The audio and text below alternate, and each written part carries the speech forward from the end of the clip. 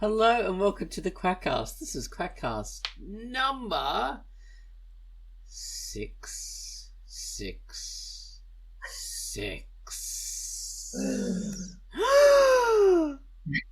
Where is the boing? Oh yeah, that's the modern thing, isn't it? In all the movies and stuff. Yeah.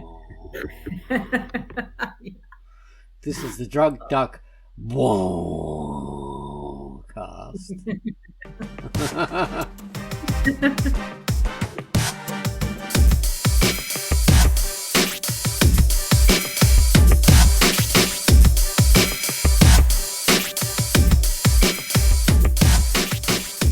So hello people, this is the Drunkduck Quackcast, number 666. With me is Tance and Baines, these two beautiful, evil people.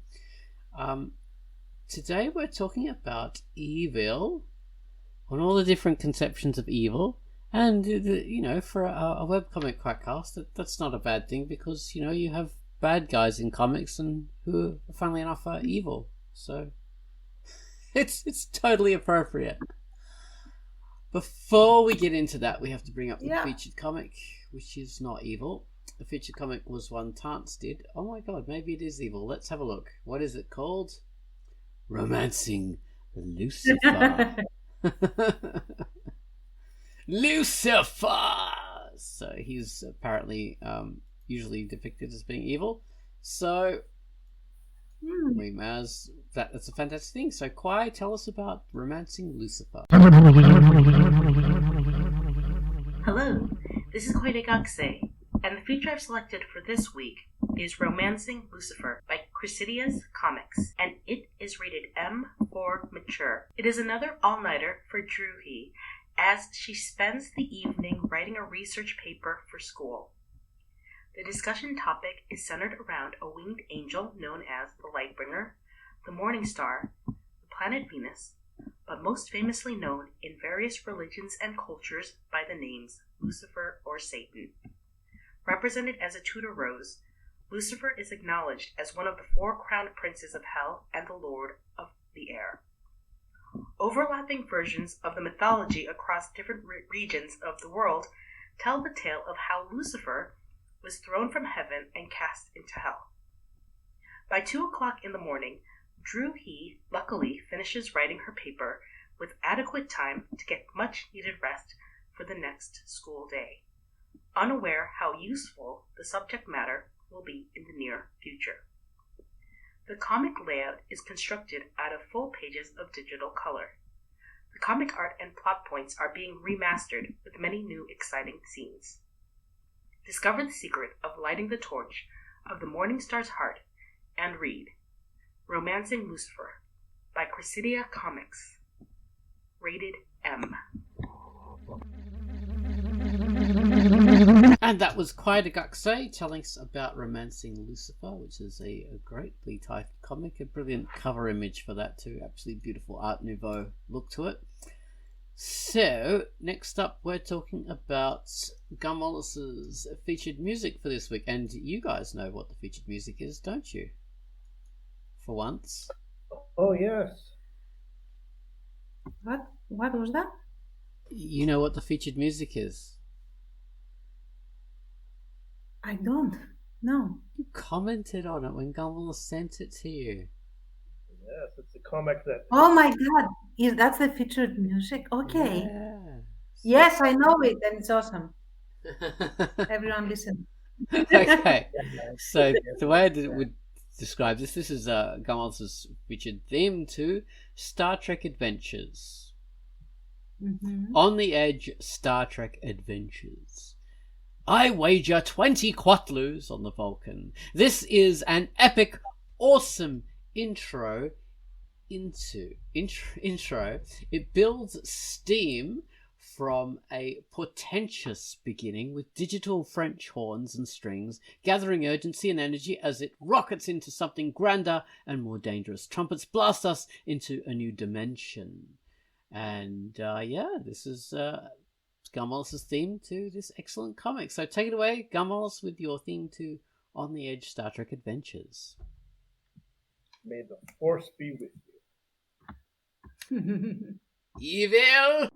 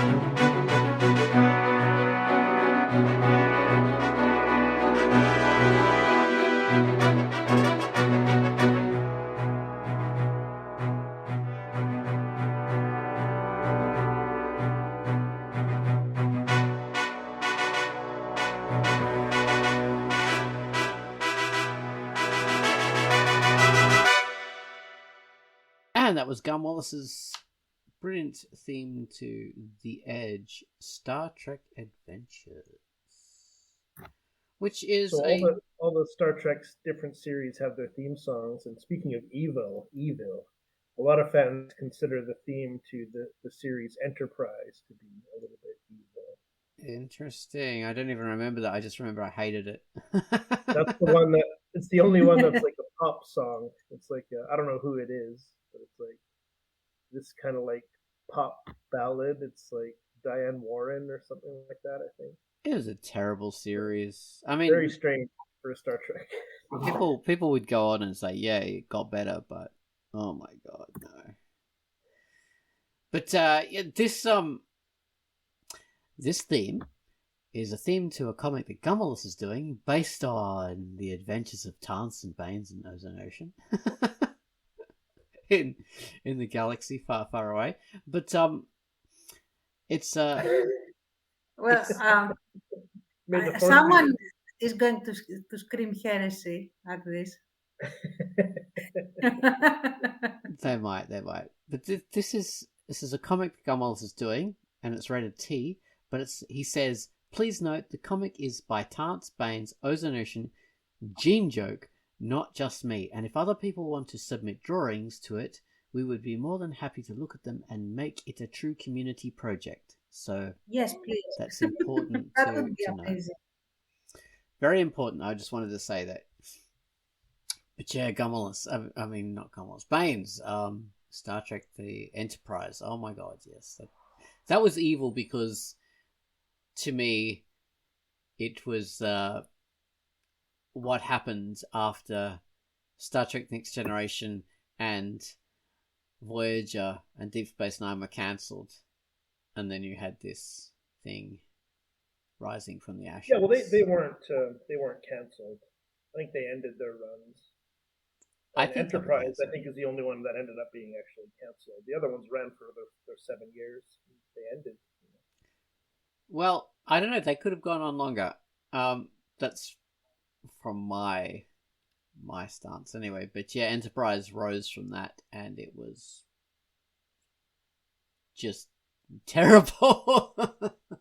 Yeah, I didn't see much of it. I tried and then got a little bored. I watched a couple of the ones near the end and enjoyed them, and I heard it was good in the final seasons. I like Scott Bakula from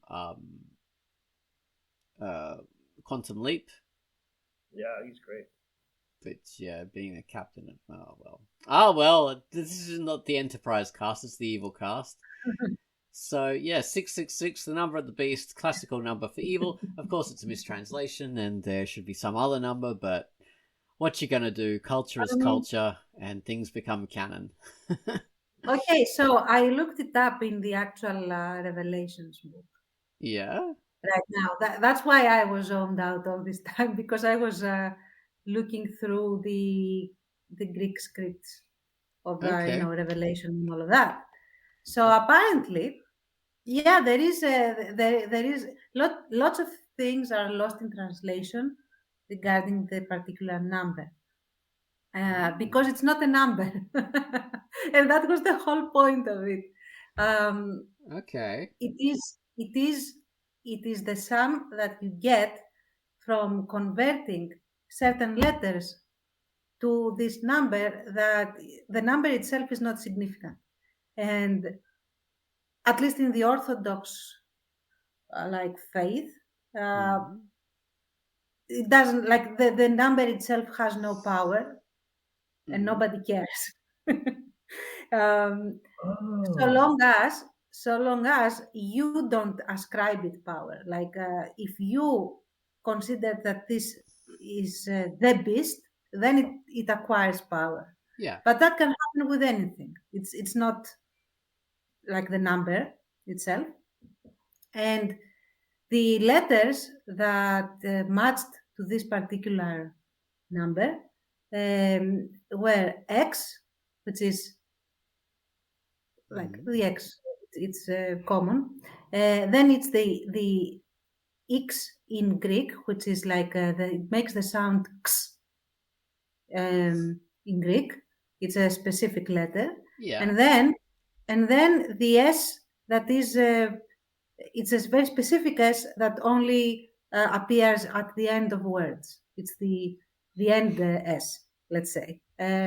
So normally, if that X wasn't in the middle, that would spell Christ. Because in the ancient times, often they truncated words by writing only the first and the last letter of the word. If it was very easy to surmise like who you were talking about, you just did that and moved on in the sentence. But with this X letter intervening, that dissolves and eradicates the word. That means Christ. So it is basically, it's not the number of the beast. It's just that 666 is what is the conversion.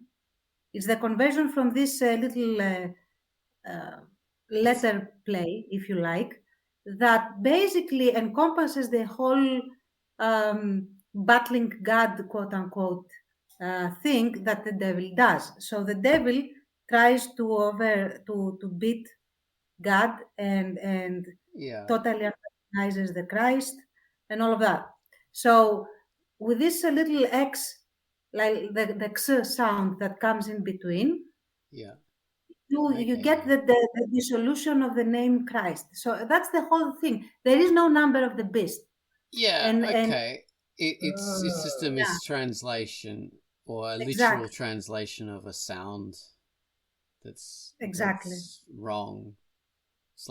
It's exactly like the whole speaking in tongues, where people think it's a tongue language, but it's an old term for speaking a different language, which you're taking it literally. And the amazing thing is that I'm reading here the particular paragraph where this is being mentioned in the Revelations. Whoever wrote it, whether it was John the Apostle or not, he says specifically that this is a symbol of anyone who ascribes to that particular concept. Right. That's what. So it's the beast is anyone that goes against the teachings of Christ. To be very, very in summary. So that's the whole thing.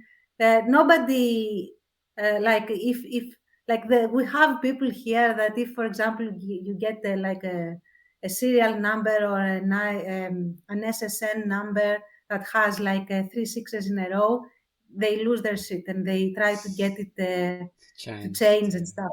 Yeah, because they feel that it is no, but like the church itself says that forget about the stupid number. It's not. It's not important. So it's a representation rather than an actual number. Yeah, it's a symbolism. That's all it is. It's like the idiot belief that in that say people who I'm not saying Chinese people are idiots for this. I'm saying that people who believe this are idiots.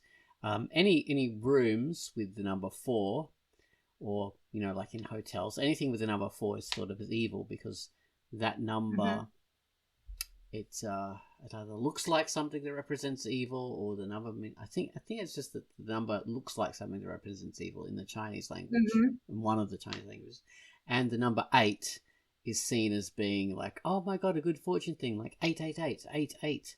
That's like lucky. Oh, yeah. You'll get gold and stuff. But it's not because the Oh, number. really? The Chinese as well have 888, because we also have 888. Yeah, that because for the Chinese, it has nothing to do with the number. It just has to do with the fact that the number looks like something that represents good luck. So it's not the number itself. It's just the symbol. But and with people who aren't Chinese, they're the worst ones. I had an ex-friend who would do this. Would go, oh my god, we've got to be in room 888. We've got to do oh my god, we're so lucky we've got 8. I think this isn't even your culture. This is someone else's culture. You're just borrowing it, and it's just totally freaking meaningless. But it's someone else's meaningless. Anyway, so symbols. The important thing is, and like a fun little fact, 888 is the number of Jesus Christ. That's why it's significant in the Christian. More numbers. So yeah. Oh goodness me! Numerology is evil. Yeah, but the thing is that it's the number of Jesus Christ, because that's what the letters, the way that it was done in the ancient times, convert to. It's the same thing. We've gone the Antichrist and the Christ. Yeah, I get you. Okay, so we diverted from the idea of evil and straight on to fantasy. But okay, so evil. There are lots of different kinds of evil. We talked about this in our little video cast, and there's lots of different ways of defining it. Because so some people think of evil as being something that's magical and mythical and external to you. So we're talking about demons and devils and all this kind of stuff that influence you and cause you to do certain things, and then you kind of rationalize your own bad behavior or lusts or bad thoughts as being caused by this external evil, which is very useful for some people, but especially when you're trying to disassociate yourself from the stuff. So there's that kind of thing, and we also like to think of evil as being external, as like, okay, we like to think of a devil or a demon, and especially like in the Christian faith, in Islam and Judaism, all these faiths, they like to think of evil as being an external force. And that's part of that. And this is also used in a lot of fantasy and sci-fi. Us as writers, we would know this, especially fantasy. You have an evil force. It was very popular in classic, fantasies, epic fantasies. Tolkien, where you have this evil who's just evil because he's evil. Yeah, evil races, like entire races, are just evil. Yes. In gaming, Warhammer, what's that one? World of Warcraft, all these things. Yeah, there are evil races. That's a popular thing. Or evil clans, evil groups. Dungeons and Dragons as well. People who are evil just because they're evil. That's another thing. Yeah. This is a very kind of... It's a very kind of...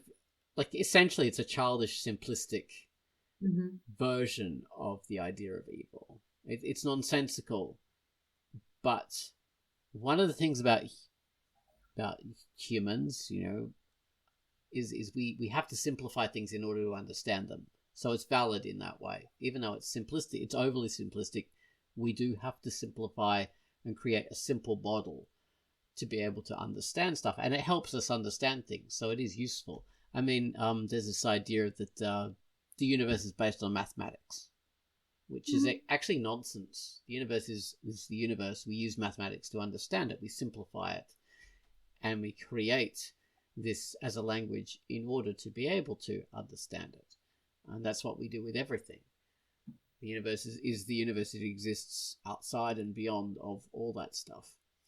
But yeah, the conception of evil as an external force is just another part of this creating a simplified model. But there's different kinds of evil as well. So we've talked about that external evil, monsters and all that kind of stuff. We have more realistic evil that's closer to home. So that is things that go against what we want. That's another definition of evil. So I have my way of life is my way of life. Stuff that impinges on that, stuff that makes my life more difficult, I might characterize as evil. And maybe the philosophies I ascribe to, Western philosophy or whatever, Western way of life, things that are counter to that, I might think of that as evil. Or Absolutely. The rights of humanity, like a person's human rights, or the right to exist, or to live and not be killed, or to medical treatment, and all that kind of stuff. And I might ascribe people who are counter to that as being evil, which is fair enough. So there's that kind of thing. Speaking of, since you mentioned it, I do actually have, not once, but several times, governmental officials of various ranks claiming that we were terrorists, like me and my mom. Don't laugh. We were very seriously terrorizing terrorists for filing like legal motions for various things that would basically expose infringements in human rights and all of that. And the biggest thing that they would say was that we are too afraid to do our work. Like they terrorize us, stopping us from working. So that's a very easy way, like labeling someone that stops you from something as evil is very easy, your go-to mechanism in order to have the high ground without actually going into like examining why that other person is trying to stop you. Oh yeah, it's classic. Well, I was thinking, I was watching a few American TV shows from the early 2000s, or just the 2000s, when the occupations of Iraq and Afghanistan were quite big in the culture. And so they depict these American soldiers going into like houses, dwellings in maybe Afghanistan and Iraq, sort of policing and doing patrols and all this kind of stuff. And they portray these people as sort of big heroic for this, barging into people's houses and anyone who opposes them, like they might have guns or whatever, and they'd call them insurgents or terrorists and stuff like that.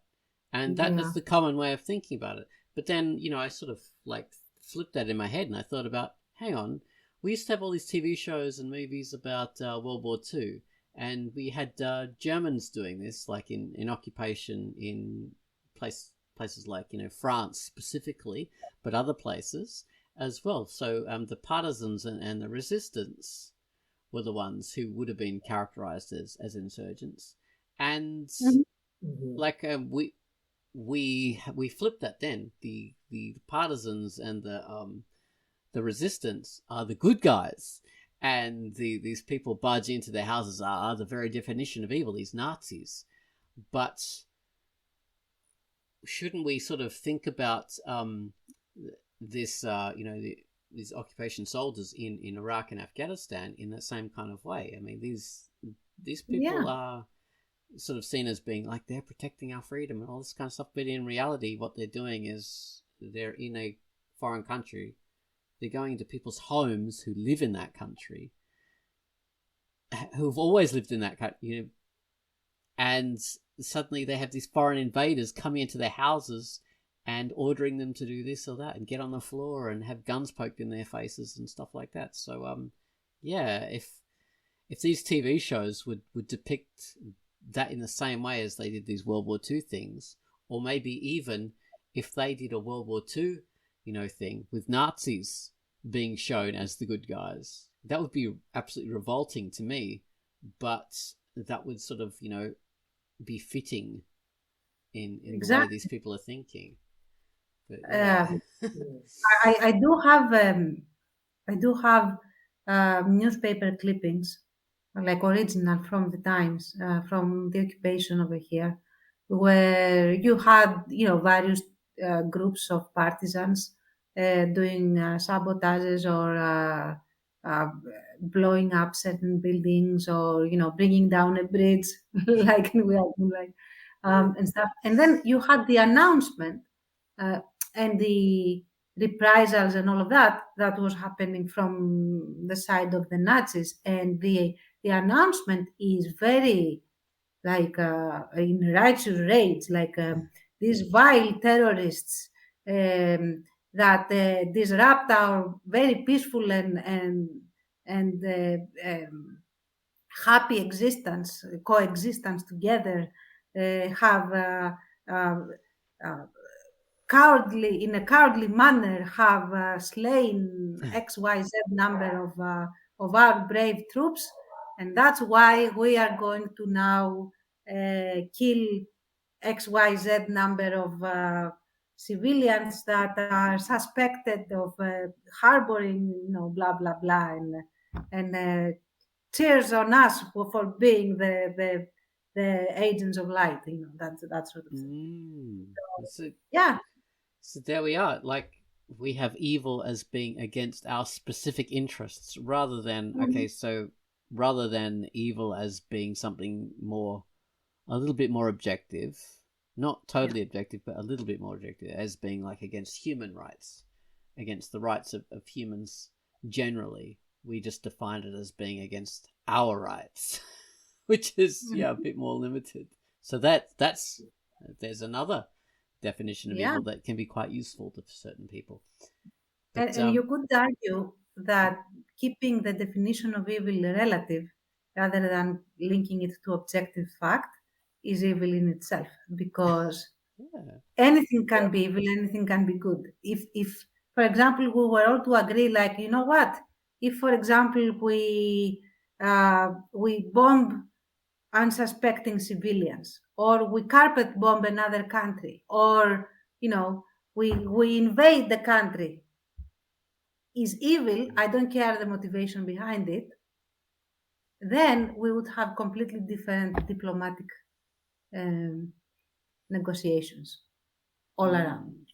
But we don't have that. So unfortunately, that's true. And so our final, not our final one, but another definition of it, because I suppose this is infinite. You can think of many different ways of defining evil, but say another version is of the motivations of the person committing acts. So if they enjoy doing something that's bad and harmful to others, and they know that it's harmful to others, that can be defined as being evil, even if like the thing that they're doing is not actually harmful to others, because, you know, they did a mistake or whatever, or, but the point is their objectives or their motivation is evil. So they might have had this motivation to poison a reservoir to kill thousands of people. Like, they really wanted to kill thousands, like 100,000 people. In the end, they only kill like 5 people, or maybe no one. They just make people terribly ill. Yeah. It doesn't matter. It's still evil, because it's the motivation that makes it evil. Mhm. I thought you were going to say accidentally the poison cures all disease. Yeah, they would still be evil bastards. Yeah. Like in a fictional setting, you still would not be, you wouldn't like that person. Yeah, Mhm. that's You'd have interesting, evil Baines. intent. That's accidentally does something good. I mean, yeah, because say, all right, so the classic comedy series Blackadder, especially Blackadder the second, which I love the most, second Blackadder. So everything he does is for his own gain. He doesn't care about anyone else. Mhm. Anyone. It's all for his own gain, and he is meant to be evil. But often, what he does doesn't turn out to be. Sometimes what he does turns out to be evil. Sometimes it backfires, and it's only evil on him, and everyone else is having a good time. But it doesn't matter because his motivations are always selfish and always evil. Hmm. So Totally. Yeah. yeah, this is interesting. And funnily enough, being evil doesn't make him a bad or hated character. It makes him more kind of funny and sympathetic. Right. It's comedic. I think the reason that he's sympathetic is that he's surrounded by characters that are also evil in various ways. Like nobody is a good person, but except perhaps Baldric. I don't know, but uh, take the Queen. If we go, Blackadder Queenie, second.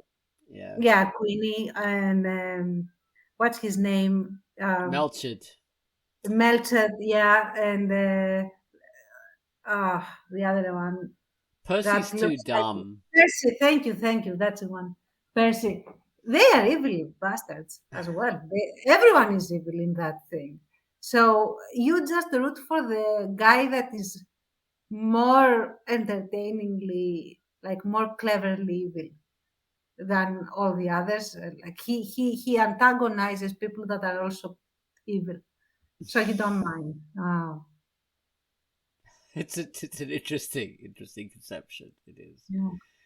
So yeah, motivation, evil motivations are behind the thing. Well, I mean, it's how we characterize like serial killers often and Mm-hmm. psychopaths and stuff like that.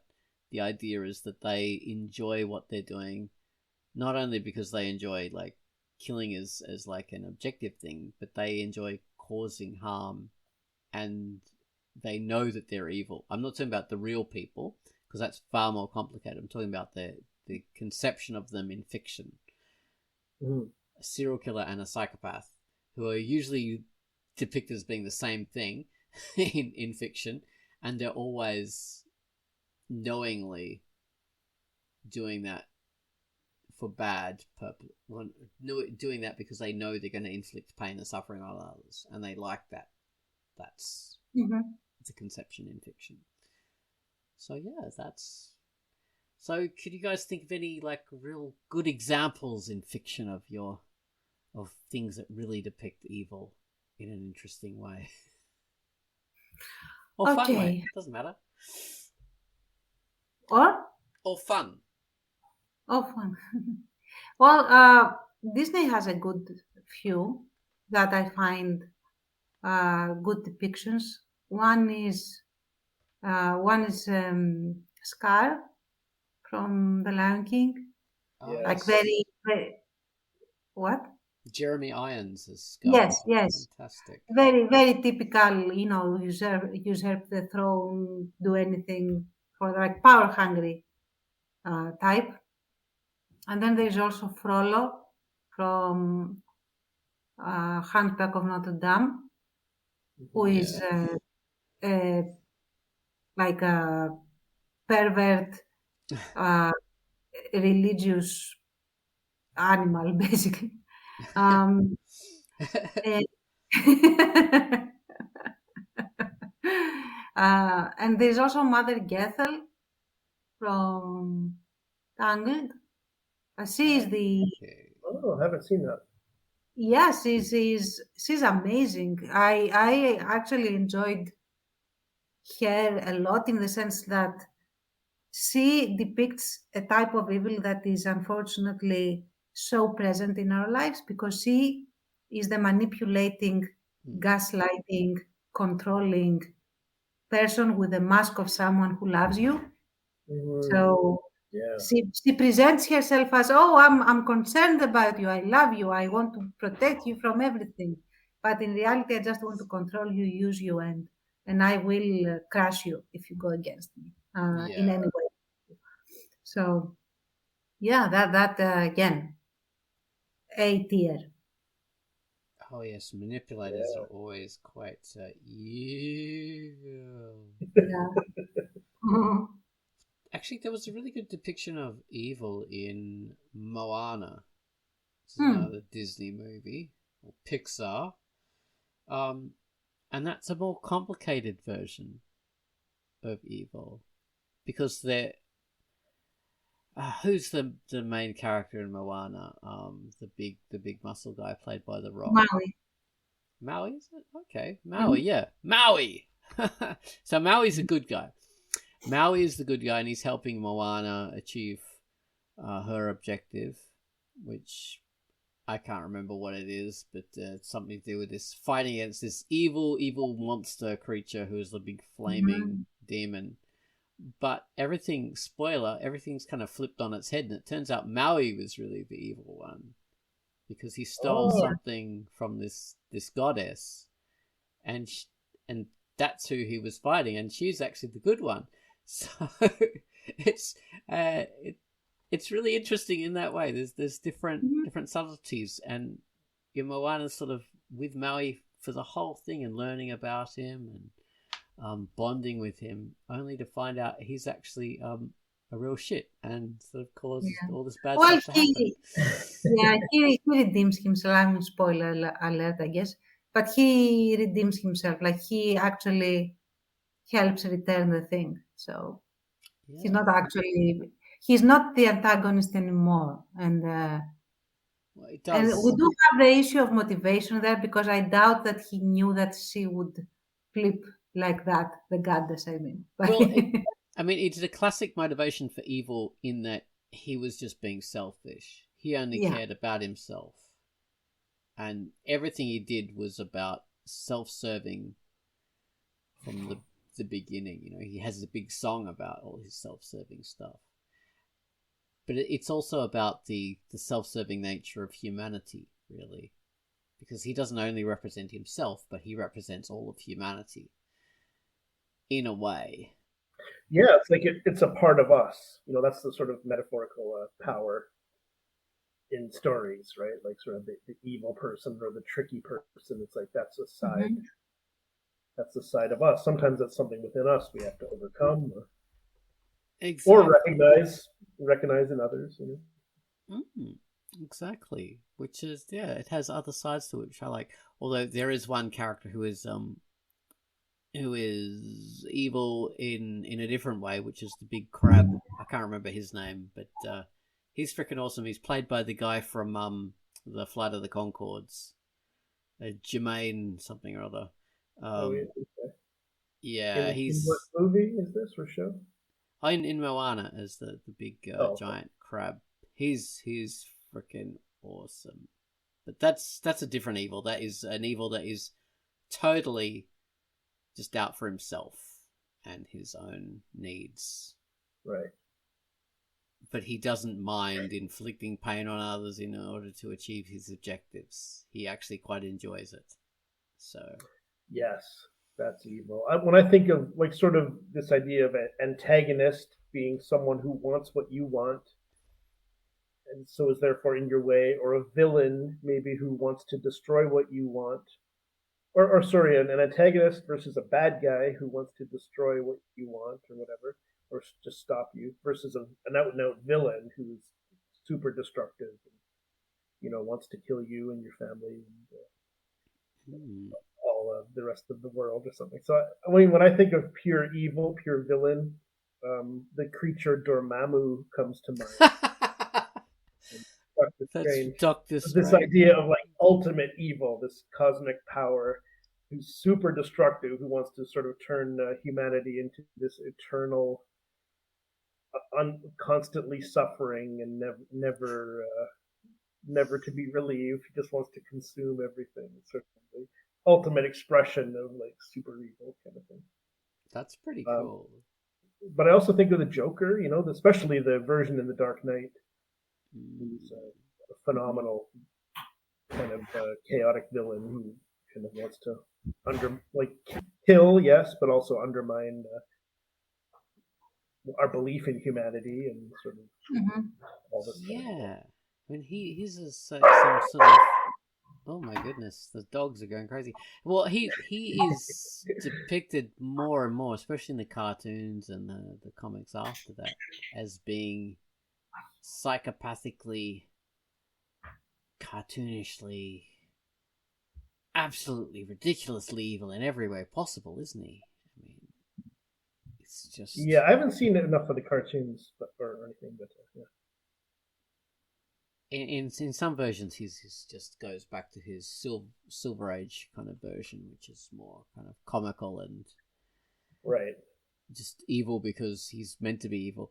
But in other ways, he's like he's beyond evil.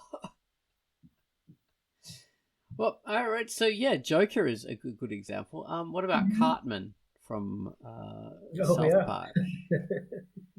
I mean, I love a comedic villain. I love Biff. I got to mention Biff from Back to the Future because Okay, yeah, great Biff. comedic villain.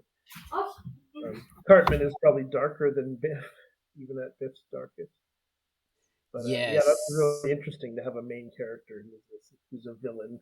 Other shows have done it, like Dr. Smith from Lost in Space, sort of but he's more of a hapless wannabe villain or something. Wannabe evil, but he never succeeds, kind of thing. So cowardly. He Cartman, turned out. Yes. Dr. Smith is the most interesting character in that original series. Oh man, Lost in Space. By Who gives far. a crap about the two guys and the two girls and Totally. the child and the robot? It's Dr. Smith. Yeah. I think the way they structured that show was probably originally meant to be some sort of space adventure, but then they found that it was the child, the robot, and Dr. Smith who were driving everything. So, and everyone sort of loved them the most, so it became structured around them. Yeah. But yeah, he was cool as a cowardly villain. Yeah, definitely. Love him. But Cartman, what do you think of Cartman? I'm interested in your thoughts on him. Well, actually, Cartman is really cool in that he has different levels of evil. He can be absolutely incredibly evil like he was a child slightly bullied him once, and then in the end he makes the child drink both his parents in mashed up smoothies. Yes, unawares. Yeah. Chili, I think it was. Yeah, yes, it's absolutely disgusting and terrible. But so that's the level that Cartman can go to. He can go to like whatever extreme you want. But normally Cartman's evil is just basically being selfish and a spoilt child. That's normally the limits of it. Yeah. I mean, that show is kind of like not super attached to continuity. So yes, that's important to say. Yeah. Yeah. So these are just different manifestations of Cartman, really, more than anything else. But yeah, I like him as a villain, like you say, because he's a main character. And he's not necessarily an antagonist for the other characters. He's just an evil force doing his own thing. Yeah. Sometimes he's an antagonist. Sometimes he's a hero. Like sometimes it's him versus another one of the kids, or him versus everyone, or something like that. Yeah. Sometimes they're all on the same side. It's fun. He just kind of got that hilarious voice, and he's just like smart ass. That can be great. Screw guys, I'm going home. But yeah, other times it's even Cartman is the hero. He's the main protagonist, and everyone else is evil because they're not because they're objectively evil. It's because they're against the fulfillment of his wishes, which makes them evil. because we're going through like the story is structured to be from his perspective. Right. So it's incredibly clever in that way. But yeah, you brought up Biff. So Biff is an absolute classic archetype of a bully. Mm-hmm. And that's the version of a villain that he is. That's the version of evil that he is. He is a bully. Right. Which is something we can all relate to, because as children you always experience a bully, don't you? For sure. Yeah. Like, and if you don't, then you're Biff, basically. Yeah. So that's quite interesting. Yeah, it's the archetypal bully, which is a kind of a really basic evil that we all know and know very intimately, I think. Yeah. And it even goes further than that, because a bully character isn't just something that humans experience, especially when we're young. It's something that is integral to like animals in general. Because you look at young cats or young puppies or something like that, there's usually always a bully. There's one who uses their size and strength or their intelligence against the others to get what it wants. And it enjoys the ability to do that. I'm sure you guys have observed it, haven't you, Baines? Oh yeah, of course. Yeah, you'll see the sort of the more dominant personality. If you have several animals, like Tans does. Yes. Wild pack of wild dogs there. But yeah, them or cats or whatever, you'll have the dominating one. Yeah, the cat here is the one that dominates the dogs. He subdues them with paw violence, which is amazing because they are so much bigger than him, but it doesn't matter. He is a lot older and a lot more assertive, and they just submit to him. But on the other hand, he only wants to be left alone. He is not interested in playing. So, right. Yeah, there's that. But yeah, it's like you're saying though. It's not a factor of size or strength.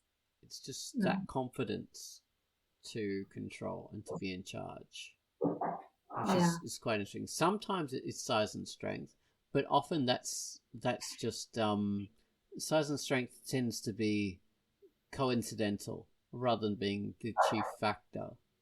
It just helps you in your objectives rather than being the reason for your objectives, I find, in terms of bullies. Yeah. Like I remember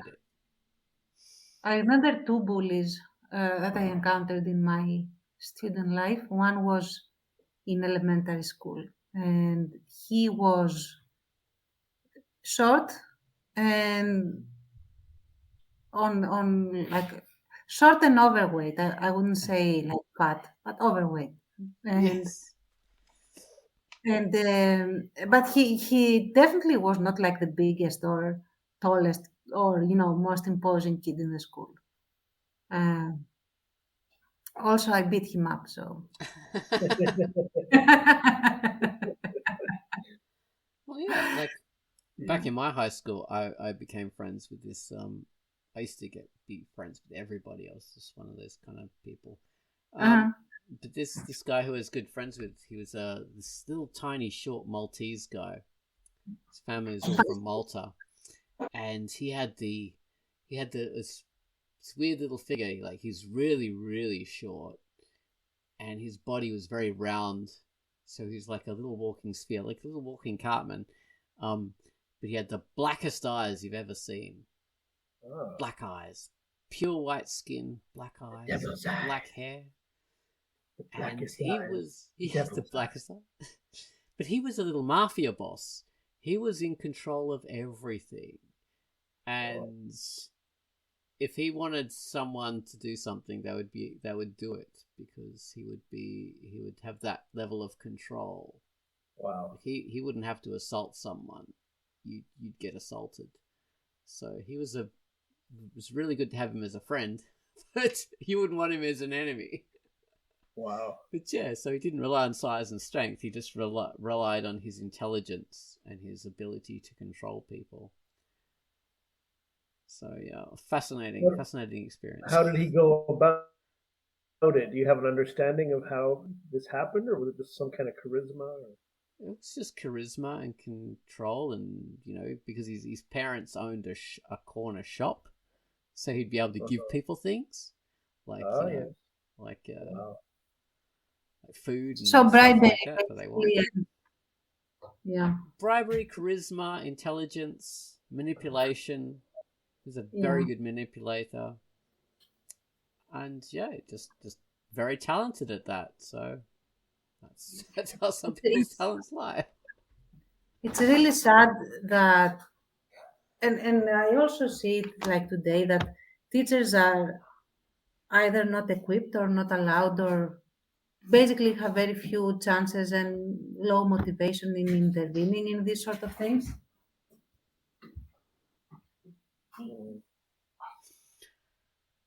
Yes, but I mean, this was something that was done outside of classrooms. So. Yeah, that specifically seems like it would have been outside the teacher's radar. Yeah. Exactly. So yeah, but that was a fascinating experience to have that kind of thing. So there is, I mean, I don't know if I would call it evil though. From some perspectives, yes, especially if it was against you.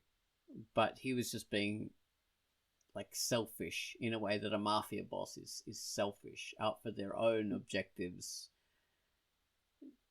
and they don't really think about how that impinges on others. This makes me think of kind of the opposite of the sort of evil intent, but not so evil outcome is the reverse of that.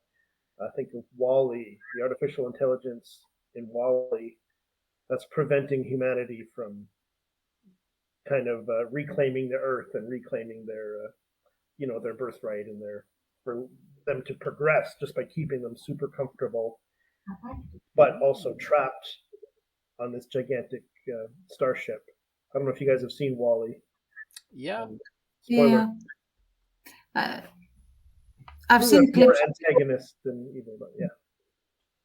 Yes, but evil because it's against the needs of humanity, because it's keeping them in a babyish state, regardless of what they want. It's sort of it's removing their ability to determine their own fate.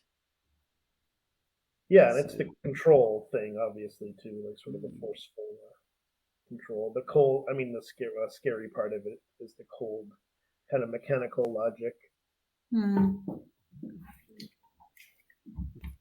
Fascinating. I love getting deep into the weeds of this and coming out with different ideas of evil and all different thoughts of it. Because people simplify it too much as being an external mythical force, or they think of it just purely as people who are counter to our objectives or our way of life, which is far too simplistic. There's a lot more stuff to it than that. Yeah, there is an element like who you label evil. For example, a culture you don't know or is foreign to you is easy to label as, oh, they are all, not necessarily evil, but barbarians. Bloodthirsty X, Y, Z. Insert whatever negative broad brushing you want. Because then it is easier to fight them and it is easier to dehumanize them and all that. So you ascribe evilness to an entire people, and that is also evil. So it's evil on two levels. So right. Oh, very much so. Very much so. It's fascinating. We could go on this subject forever. We really could. And bore you to death and commit evil upon your time. It's not boring. It's fascinating. Oh no, but we would eventually if we went on. Eventually, yes. we did, for example, a 24-hour live stream of, everything, like the nature of evil and, yeah. That would be committing evil unto ourselves. Yes, other people could just turn it off. Exactly. We'd be creating our own prison, our own torture. Okay, that's an interesting thing. Okay, I was thinking of people like Sisyphus, who has his terrible task he has to undertake daily, and it never ends. So, and he's doing that in Hades, right? So in Tartarus, which is Tartarus, yeah, the basement of Hades, basically. It's like below Hades. So people wrongly ascribe these sort of things as being like, okay, so like this is an evil world. This is where evil resides and evil things happen because gods of death are evil. But no, almost, I mean, I don't know any culture that really has the god of death as being evil. That's like a purely kind of misunderstanding of the a Christian idea of the devil, like, and they wrongly apply that to other religions. And death isn't normally an evil thing. Death is just death. It's the other. Yeah, like the thought of death as evil because people don't want to die. But that's that no religion has that. I mean, even Christianity didn't have that. Death isn't evil because death is something that when you die you become closer to God. So it's a positive thing in Christianity. Yeah. Exactly. So yeah, that's like a modern idea almost. It's and we wrongly like paste that onto these different cultures and stuff like that. And we wrongly imagine like Loki as being the evil god and his daughter Hela as being evil because half her face is a skull and she's in charge of like of the world of death. But yeah, that doesn't actually exist. That's a wrong interpretation. Anyway, so we're gonna go. So thank you very much for listening to Quackcast 666. Bye. Thank you. Bye.